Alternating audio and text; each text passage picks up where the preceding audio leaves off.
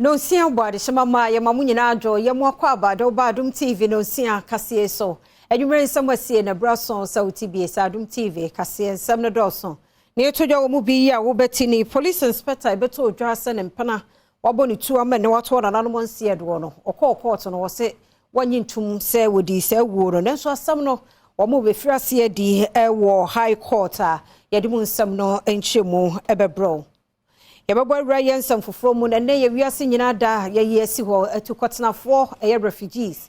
Wadomo and some kaye na yabeko Ghana ha ni akohwe sade ho nsam no so etie wona free Burkina aba my Ghana mu. Owura bia eba economist na say economy mu nimdi a wabene mu. No ye ochehire ni wo University of Ghana Business School so.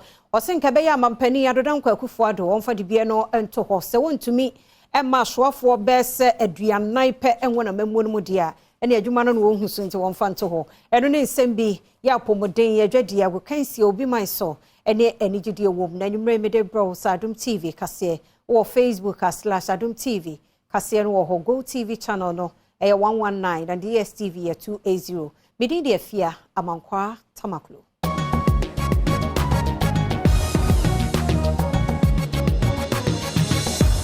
Yada say afiade de kwan sutie sede nsam ne nchemo ankasa etie police inspector ya wogina ko ano na ne nyina gina sa ne mpena ode etuo ebo no manne ababa wan entiase biom wokumase no yade na sam no asa babiom amene wokogina mu no o jitumu se wono de kwadu ede abone se bia wadi awu na bibi se etesa no enya de se woje etumu ntimpanifo aye ne se ene July bosome no yewuramu a obesa ba na fe nsam no Omasheni die no Assin Adom TV kase etwaso.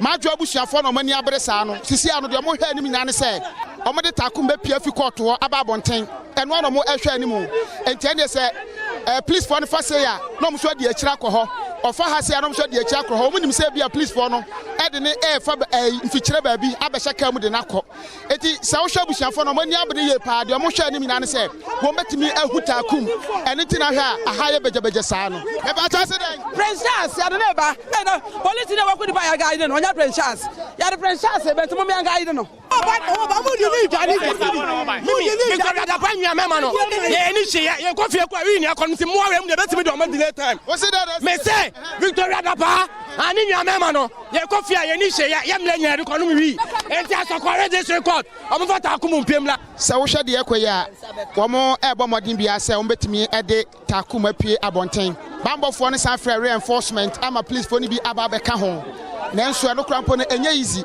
wo mo se takum akase woni fo enti ni na ne eya yawo ehye omumu a mubu afu a wo mo de eye dede enti sisi ana ye hwɛ se wo betimi de takum aba betena kanum na omo de na free court ya say akọ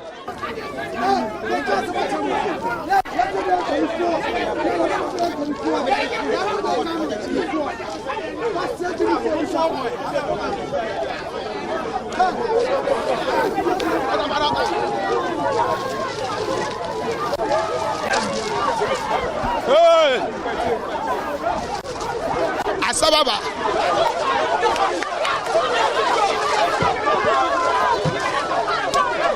Hey! Enya. Awo.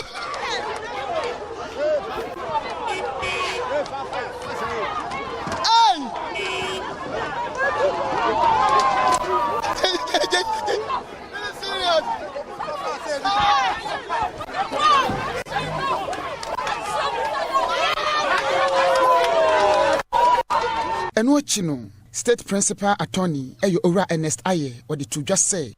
The district court is the lower court. The high court is the one going to try the case.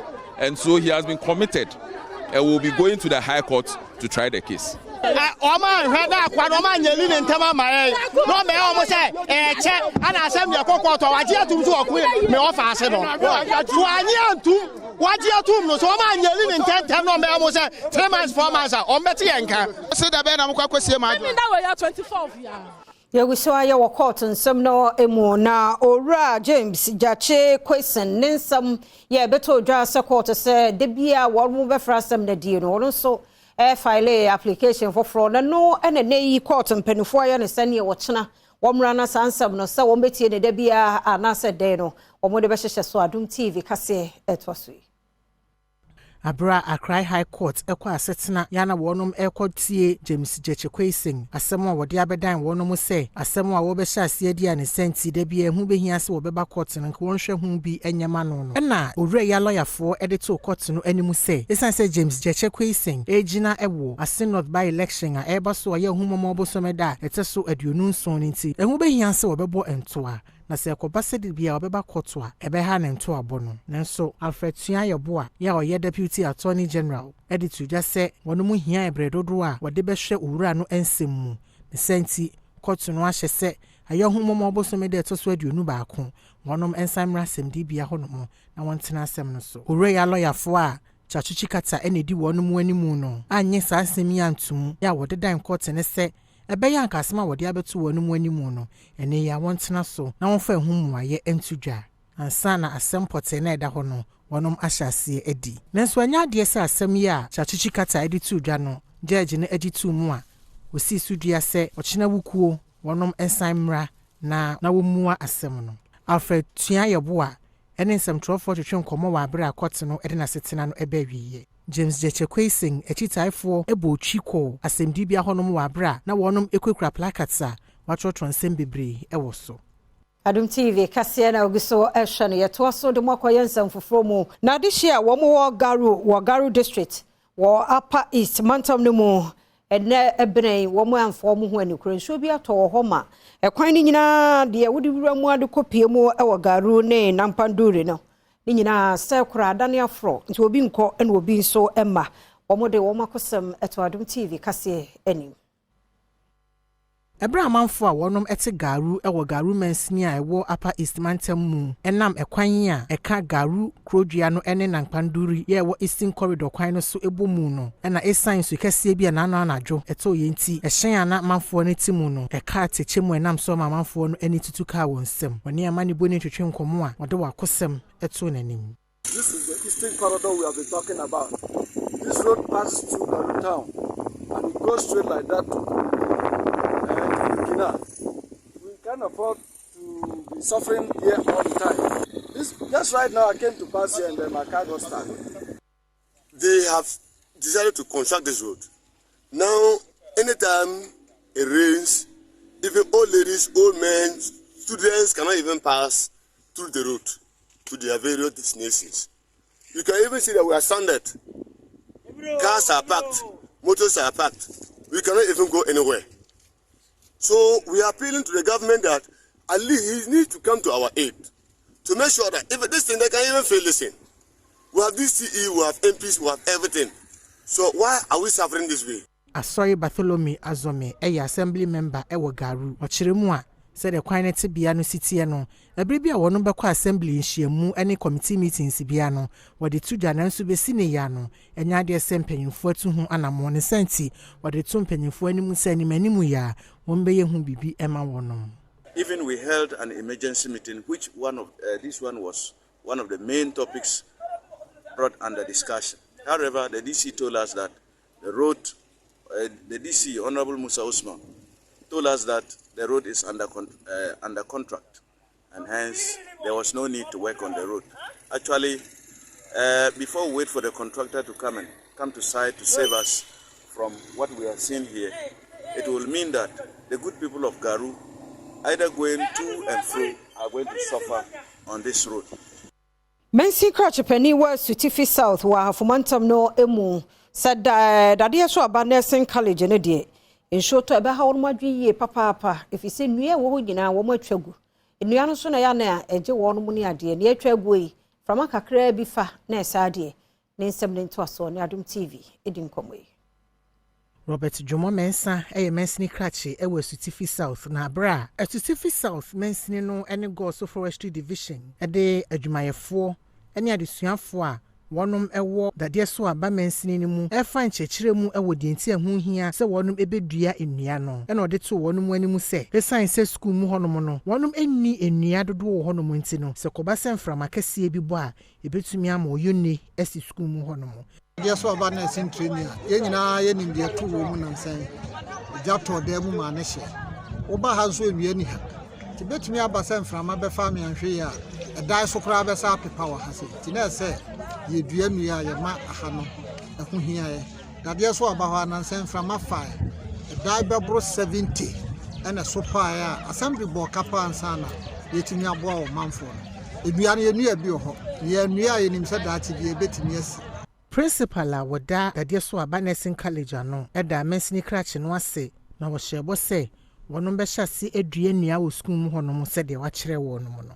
Ensure that trees are planted and watered all the time. Daily measures. But there is a problem, say there's no wall. There's no wall. And watching and adesuafoɔ bi a wɔnom ɛwɔ basic school nso ɛne amane boni ya wɔnom enya nteteye efiri mansini krakye hwei ɛne amane boni samia sare ɛtwetwe nkɔmɔ. Nnua ɛsɛ yɛtimi ɛbɔ nnua ho ban efisɛ aman mu a nipa bi wɔ hɔ a wotwa nnua ɛtitire ne dɔma operators nti ɛsɛ yɛtimi tu dɔma operators no fo. Abra ona bo kasa no etin sɛ si edua nnua a ɛbɛboa ya me nya fo pa ho na ɛma yɛ nyare na afi so yɛnwu. Nnua ho nyanti yɛ kɔ emidi sɛ yɛbɛkɔ na yɛakɔ ka kyɛ yɛawofo yɛ nnua no mempɔ man mu panimfoɔ ne nipa wɔ man mu sɛ nnua ho nyanti yɛ mɔ yɛ nnua ho ban.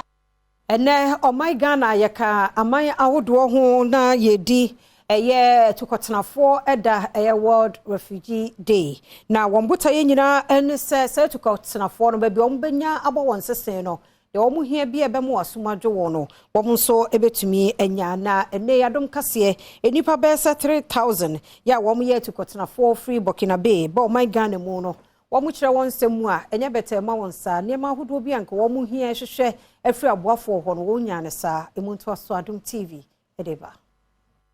Hope away from home ɛna yɛ asɛnti a ɛda dwumadi a mpanimfoɔ hyehyɛ yɛ no ɛso ɛne nyinaa no wɔde boa sɛ bɛyi a ɔbɛma wɔn mu a afiri amanwodoɔ so abɛbɔ wɔn sese ɛwɔ Omai Ghana mu a wɔfrɛ wɔn refugees no ebenya nsa no adwuma na afei ɔmanfo nso agye wɔn mu ato mu wɔsese yɛ no wɔhunu sɛ enipa bɛsɛ ɔpepe ɔha 100 million ene ni bɛbete ɛna ɔpepe aduasa enum nso etu akɔtena aman hodo ɛso oba Omai Ghana mu a refugees a efiri nkura hodo bɛsɛ aduasa emu ɛna aba Omai Ghana mu ɛba bɛpɛmoa World Refugee Day ɛho afahyɛ no ɛkɔso ɛwɔ Nkran Executive Secretary ya wɔda Ghana Refugee Board ano ɛyɛ Tetepadi ɔne Adom kase atwitwe san komo yi. So far no ya register Burkina Faso na ya register no empemiensane ahamienu 3200 omoka ho na 11000 no but bebe so ho a yenya register omo a yegusu ya register ntini number no be cost nti maybe ano ti ya registration we a ebema oblamanfo asianti. Ghana Refugees Board etremu a wo mu a wo bowura etifedo mantem awoduo mu no obeti wani ahwe wo mu yie pa abedwafo titire ne eye Kenneth Ajiman atafo a oni Adom kase atwetwe saa enkomo yi. If you were a my best 30 and a one hoho a war or my muse refugees, a fee Russia and Afghanistan or my baby Britain nomni adding in a bika home. Ah, Omunyanano, Yabwa, Sudan, your friend is saying Syria, all other countries, Lebanon, Nina Yabuama, as in Ghana Refugee Board, a bon homody, na a year de fata. United Nations High Commission for Refugees HM say obekoswa abagana echidom sebeya wamu a etu abetno Omai Ghana mu no obetimi aba wamu ho ban anemusini a wo ba dwumedi na se eye Esther Krago enhwemu sei enwode etudwa. If we look in our own neighborhood here in within the continent, last year we were talking of Ukraine, but this time you can see what's happening in Sudan. Already that conflict has produced over 500,000 refugees into neighboring countries, including Chad. Na etukotenafo ibi a one more every Burkina Faso de wani atre apa East Mantam no emu no wo mu hunu ne se fra ofri wo nkro mu ba ha no emu kura de na kura sene kane no fi se wo mbota ne wani suade hunu ne nyade se wo mo atumi aduru ho sanke bi a ekuo bi ba beboa wo mo aduane nom ne ade nso ya ka ne wo motena wo kran keye ebi ni Adom TV kase edi nkomo Dotedanya wakata suoi ena wamu a etu efri aman awodo so abetena oman Ghana mu etim ewo kugri na ntenga ewo etifido epoye mantemu one wabusia ena abo won sesen ewo ho ebi ya na nye no kra na ye wo mutipaye esanse se wo hwede yekoso ewo wo mukromu a ha no asomdwe ewo ho ema wo mo nenso aduane afi wo hwe wo mu asetena mu sede wo si ete ho no mu a Bosha United Nations High Commission for Refugees edi share wo mo so bema wo mo asetena pa no watimi edru ho ana assembly member yewo kugri na ntenga Edward Ndebugri ekyerɛkyerɛ wo mo amane mu. They have just used this moving around and water is going in. But the question is they have no option.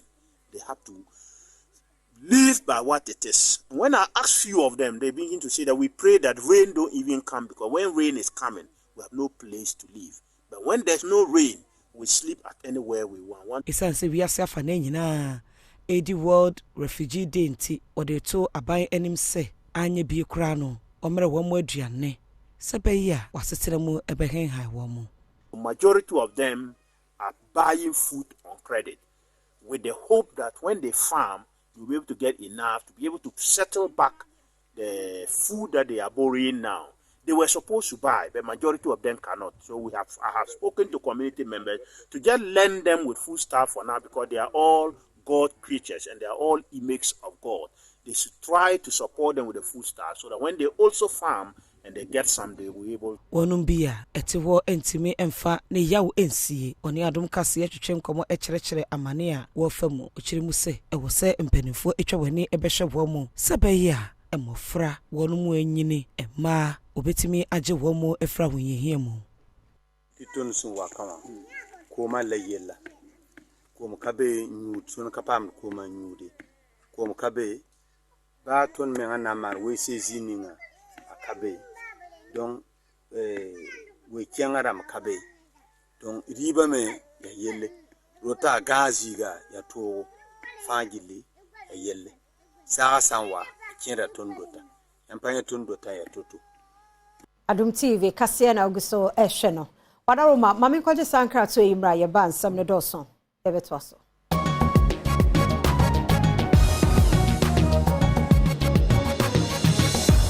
ya mwakwa abaye dase Adom TV kase na oguso ehwe no ye mo koye ensam no emu adehia wo mo ewo anum so eno wo bosome frɛ ho mansini mo wo de wadehia pa to district assembly no anim se enum ensuo no samso no asai to mra na wo meye ma wo mo fi se eniema wo nsuo na chi e wo se ba bonten ma adehia nya so mfaso no eya se kwa oni Adom kase edi nkomoyi manfo a wonom ete enum so krobi a ewo bosome frɛ ho mansini mu no wonom enkwa edesane mu pa esan se ebibia age se wonom etwa enum so tene no ansana botumi akomiamia akoye wonom adwuma wonom ene amane boni azika mo akonkomo twetwe mu ene wonom editu gya se afibia sedru nsutobra nsutini ejiri senti enam so amanipa bebro enson a wonom eyetibamufo ene nam sayo so ahwere wonom nkwa wonom fa sa akonya no so de adesrede eto mansini no animu se women samso foforo ema wonom so man ye nyina ye yefunu da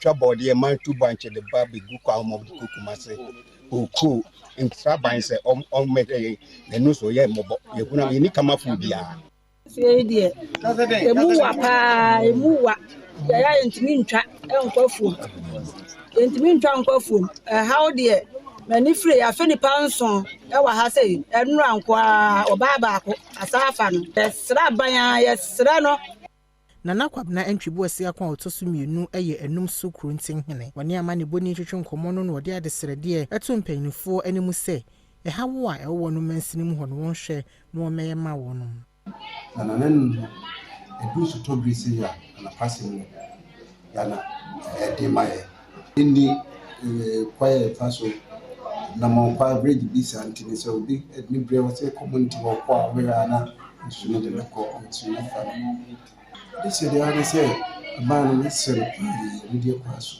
o me na mo bridge ni bi na ye se ya na ye se ya ta hu hu se kuso Emmanuel Asante eye Desuani ewo enum so DAJHS wono so ene amane boni twetwe nkomo e kire no ahokyere bia ofa mu ansa na watumi akọ school mu akosua ade etimi me school ebi also a etimi na wa bosome kra ni nko school da bosome ni nko school da ni etifi sa ti abani be bibi mu aye na school for yintimi emfa so mle school ochechire ni ya wosan abene ewiskasemu ntotoye wo University of Ghana Business School ya Professor Godfrey Bakwin ene wode atoma mpani adodankwa akufuado wanim se wontimi emfa ashoafo bese duanan pe enye na mamuo ne de ene wo so wode dibie no eto hono mu fi se nei IMF bosiabo wonde abebo ye no nkire se ye wie ya no anase niema mu besesa mesikasemu agine ye gisen hwehwe pe bitimi ekoso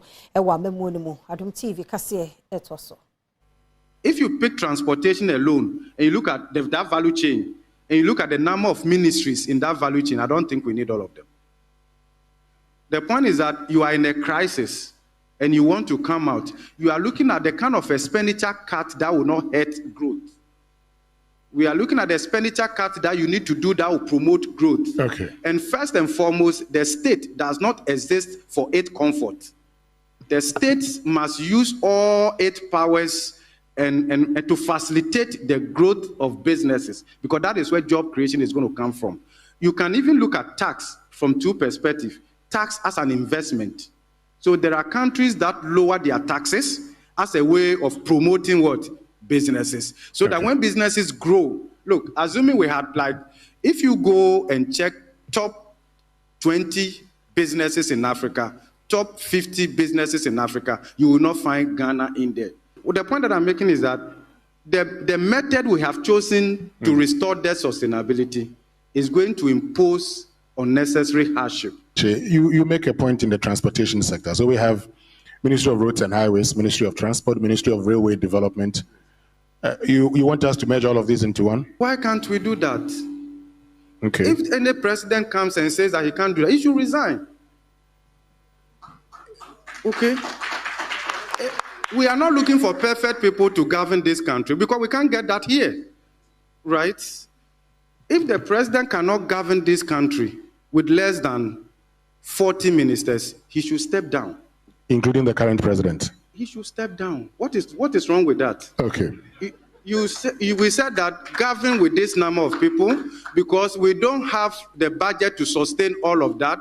Pani Kwancha for Wada Consumer Protection Agency. Rakofi Capito say aban wasrani die mu ankebeya Consumer Protection Bill no ye na yenyintum semra Adom kase etwaso.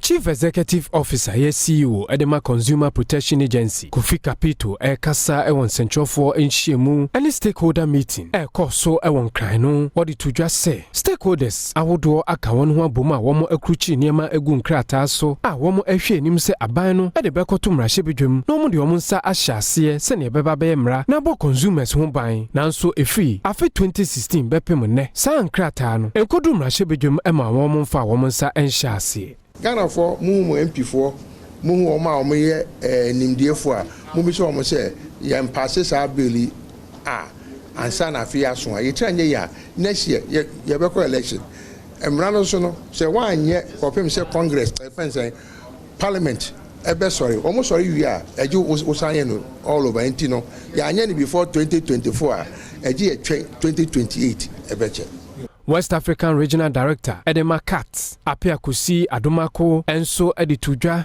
ye sha sisi akwese ben akwaku enam go slow lane and omode other bills na efa the express and one highway no so into extra by pa because Ghana for will never forgive MPP if this bill is not passed before 2024. Communications Director Edema Food and Drugs Authority Rhoda Erabena appear and so edi futu momanfo Nti ni nyina kosi se aso product ya meetwe ya register FDA de nsa ahase ana fi se FDA ahyanso de wo ho a eno pene ade a wo consumer no benya ahotoso e wo ho se bi ni ho saade a onni ho kwan se wo ma wani di eche impo sometimes product and yaja tumba advertisement and say FDA engine to mutimi make all kinds of claims enye no kre enye scientifically proven eye na da na marketing keke say or Mayenya so na yankwaje nkrato ye ba behwe sede apomodin adwadie ene nsem kaye no etie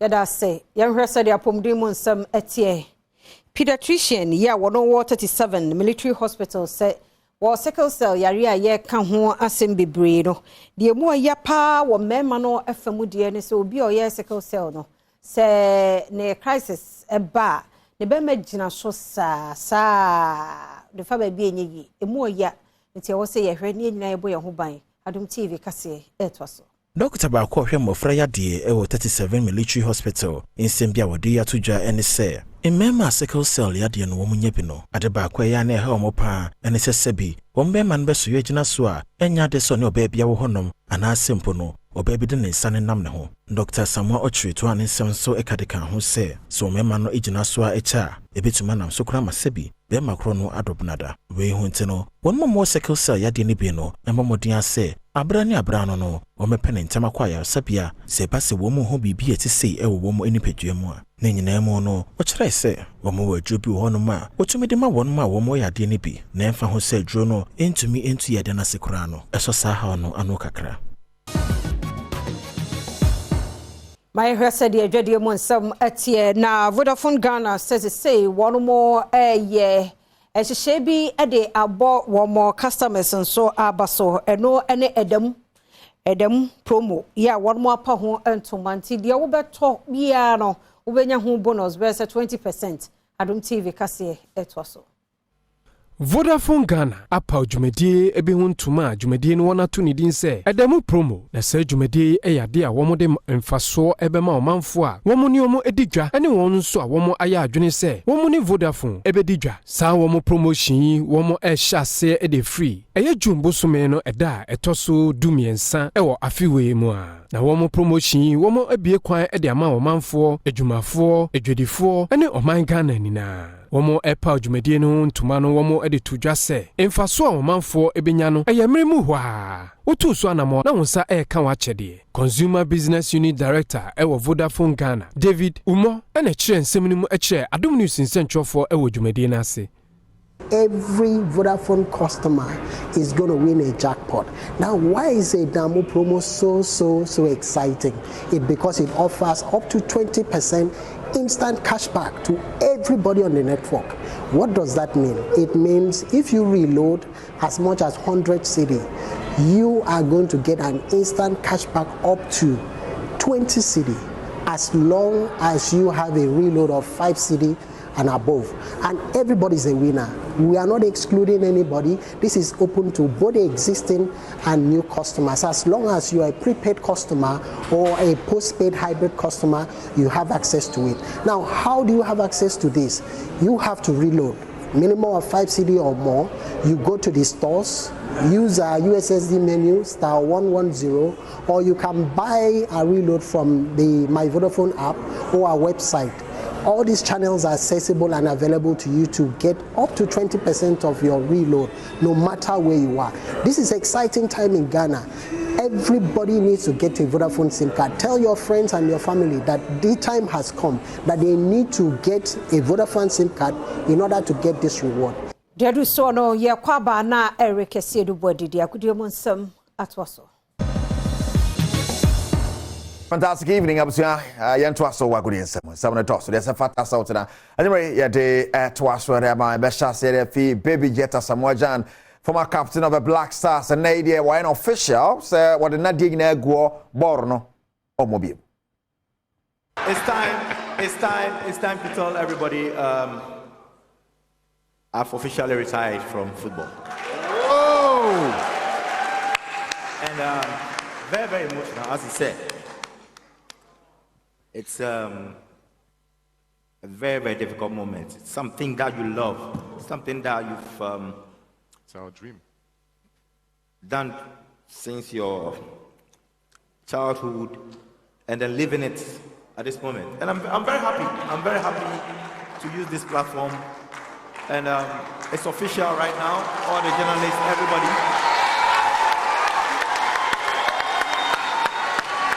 Ladies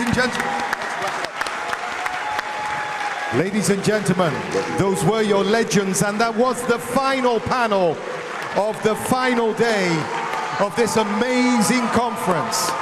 Amazing conference. Right, the baby jet Asamoah Gyan. If you know be the chair, send the baby chair by chairman Nasuno. Now, copy mo of the black materials of Ghana, and then Homa wrap up on preparation. Somebody copy mo Morocco, AFCON.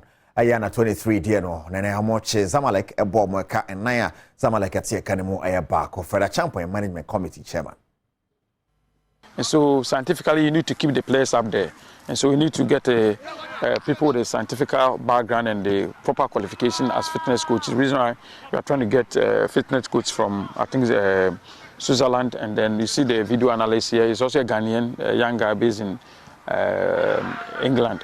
And then all these things, even the training they are doing, is going to get the data and process them and then discuss with the coach in terms of the physical strength of all the players and the running and their speed limit and everything is going to feed. So that would feed into your selection.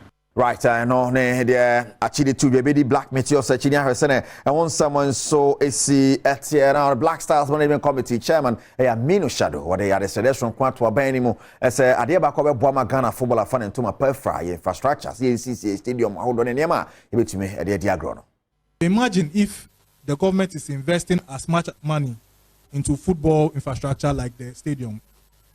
If we have a very good stadium where people go and enjoy themselves. People even go to stadium to take pictures because it's nice. I've always been at the forefront of championing the cause of we trying to push government to also invest into sports infrastructure. They should invest in sports infrastructure. The clubs themselves don't have the capacity. And that's what made English football what it is today. The English Premier League, at some point in time, they had more hooligans than here in Ghana. There are so many problems, but the state decided to invest after the Hillsborough disaster. Right. Ibeja no so na nyumre so yede nsam na si. Sergio Manucho bana padi botwe producers kai say wode nankasa beka kejua ne ho Erica Siedu body ne afiama kwa Madam Yellow etwaso. Enijidi mo ensem na sinitwani abrantie na eba amanyo nsem mu a odimu akotene pa ye John Dumelo. Dene yi wose eye no ahwahoa sansampo na Yvonne Nelson ne ngoma no beba abonten no onya akwanya ekenkan bi na eye no denso e won nsam ahodo a etofo mo no. Yes, I was privy to some of the things she said in her book, and so it wasn't surprising when I saw some tweets about it, that this was what was going on in her life and so on and so forth. So I was privy to some of the things, and I'm glad she said it. Look, I think everybody goes through tough times, and I think like the saying goes, it's tough people who go through tough times, and so it's very important for you to write them down and for let people know. Maybe somebody's going through a similar story. I mean, yesterday I was with a friend, and what he kept on saying was he was just telling me about his life story and what he's going through, and what he went through, and so people go through a lot of things, and what she's going through, somebody will have a similar story. Somebody will say, oh, you know what, I'm going through the same thing, but I like the way Yvonne has come out to talk about it, so it makes. Mayina no so na AdomTV kase na ha na bema kwan ne de asie da se pa mre ne adaje a woje ye e de hwe kase no medi afia amankwa tamaklo ye de kiu na se dwumaden a wono mo aye ne da mu ni nyina ade panche ye semfoforo besie no ade pache ye a obete.